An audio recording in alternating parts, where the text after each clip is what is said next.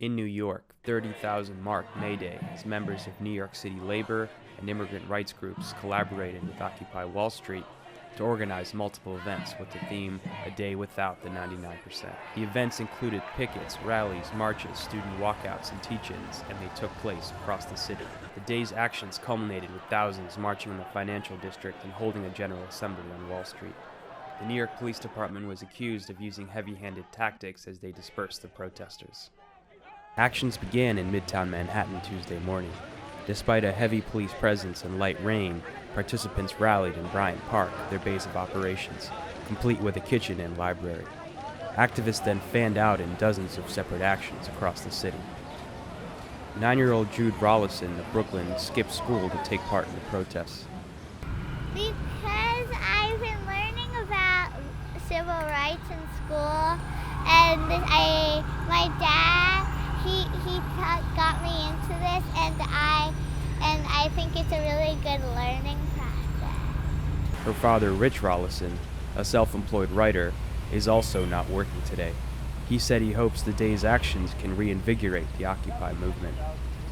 Well, we've been involved with Occupy since the beginning, off and on, and we're really hoping that today's general strike will sort of bring the movement back into the forefront, especially in this election year when it's important to keep making the impression we made already that the real mass of American voters are tired of money running politics and taking over democracy, and we want people power to outrule corporate power.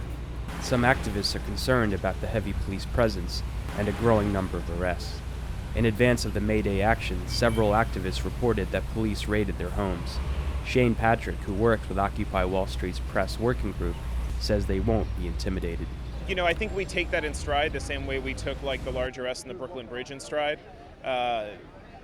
Frequently when the police overstep their bounds, it only brings more people out into the streets outraged. The police can often do our work for us.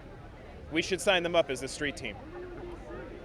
Activists also planned demonstrations targeting corporations, including Bank of America, Chase, News Corp, and the auction house Sotheby's, which has locked out its workers amidst a 10-month-long contract dispute over wage increases.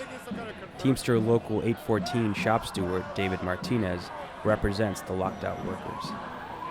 People need to be out, and people need to be more aware of what's going on in this country, and it's pretty horrible, and now is a good time to bring that awareness to people.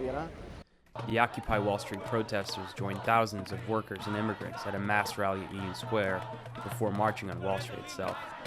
Here are some of their voices. Hi, my name is Mark Torres. I'm from the People Power Movement, Movimiento Poder Popular, and we're here marching on May Day because this represents workers, whether they be immigrants or whether they were born here, and it's a day for all workers to unite and fight back against the rich who are more and more destroying our lives. Well, today is important for educators and students because they're attacking public schools which were meant for poor and working people, you understand? And for immigrants. And so they're trying to take away our ability to educate ourselves and to learn about our history and to learn about what our mission is in this society. We are the workers! It's the day that all sectors of the working class should get together and raise their voice against all forms of exploitation. We are domestic workers. We do the work that makes all other work possible. Our work is invisible, was invisible before, but through organizing and street actions like this, I think slowly we're changing the narrative. Now more people are recognizing the value of work inside the home. And also, more people are respecting the women that do domestic work.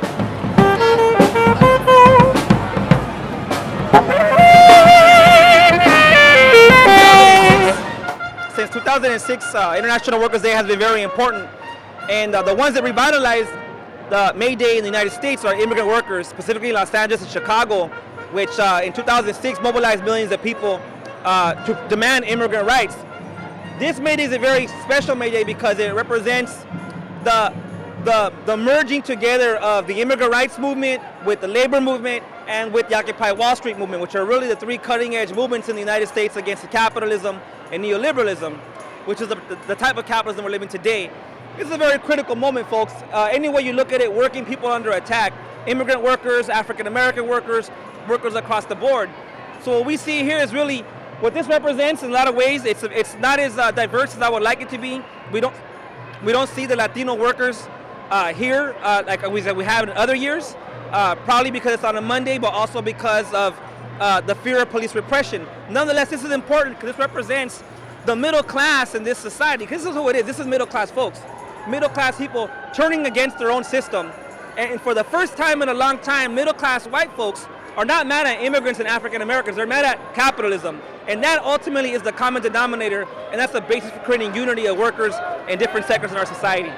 I am 64 years old. This is my first time being here at May Day. International Day, it's like solidarity with the workers around the world. It's not just what's happening in New York, it's global.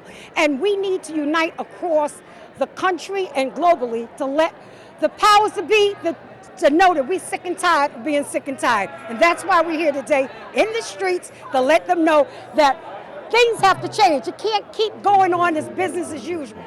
Fighting for justice! Fighting for justice! And a liberation! And a liberation! Reporting for The Real News and FSRN, this is Jessel Noor in New York.